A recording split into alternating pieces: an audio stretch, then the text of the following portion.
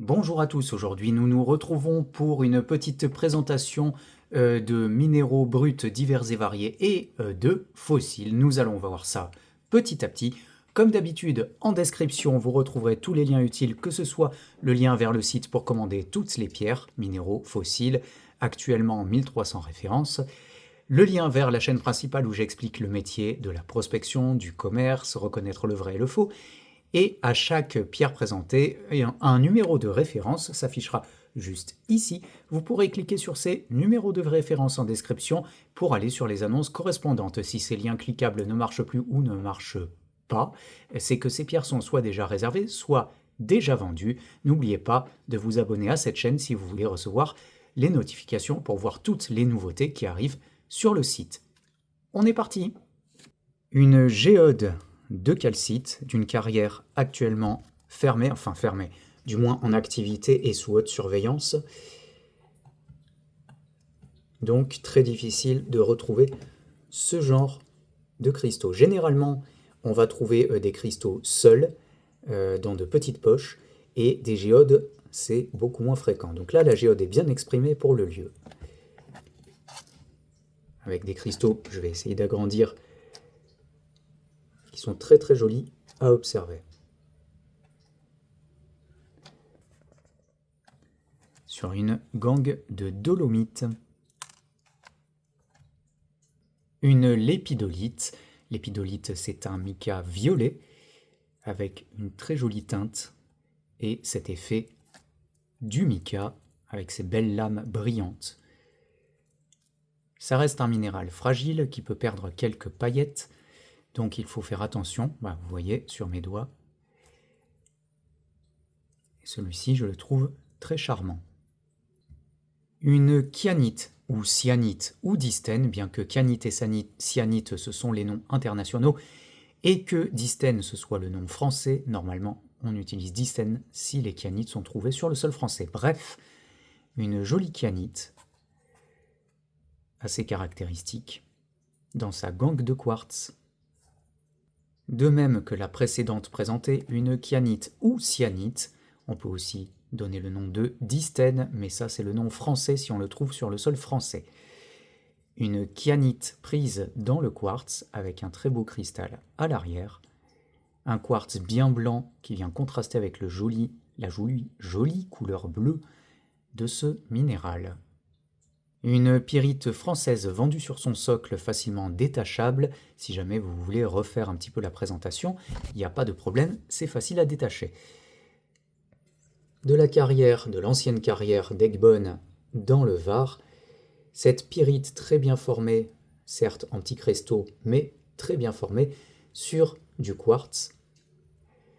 Un quartz bien blanc qui vient contraster avec l'argenté doré de ces pyrites bien formées. Un très joli gypse avec des couleurs, une formation en écusson, avec ces triangles, ce sablier au milieu, qui est très bien exprimé. Une lame clivée pour pouvoir bien voir l'intérieur. Je le trouve tout à fait charmant celui-ci. Une obsidienne acajou brute. Attention, l'obsidienne est un verre naturel, donc attention en manipulant ces pierres, ça peut couper fortement. D'ailleurs là je fais très attention. L'obsidienne acajou possède une très jolie couleur que vous voyez à l'écran avec ce mélange de brun rouge et de noir. C'est sympa d'en voir en brut, très souvent l'obsidienne est travaillée. Là je voulais en proposer en brut. Et je bafouille beaucoup aujourd'hui. Un très joli or-piment cristallisé. Attention en manipulant ceci, l'or-piment est toxique. Je vous conseille de vous laver les mains après l'avoir touché. Or-piment cristallisé avec sa couleur assez caractéristique, vendu sur son socle en plexiglas. Une jolie petite pierre de collection. Et surtout, soyez majeur si vous achetez ces pièces. Je le redis, ces pièces sont toxiques. Un lot de crinoïdes. Les crinoïdes, en tout cas ici, ce sont les tiges d'anciens lys de mer. La particularité de ces tiges, c'est que Parfois, elles vont être sphériques comme ceci, mais les plus recherchées vont être en forme d'étoile. Je vais agrandir parce que les motifs sont ravissants.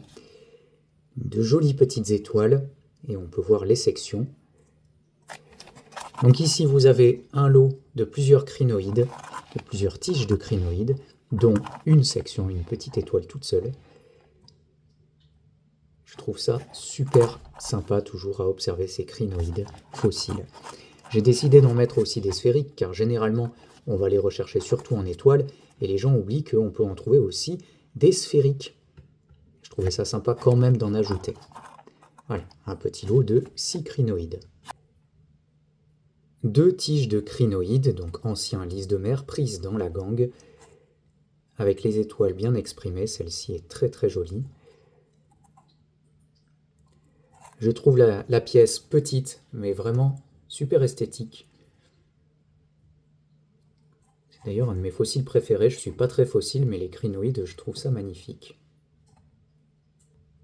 Un lot de 4 petites ammonites qui peuvent faire plaisir pour de jeunes collectionneurs, un début de collection, ou même pour la création. Certaines sont légèrement pyritisées.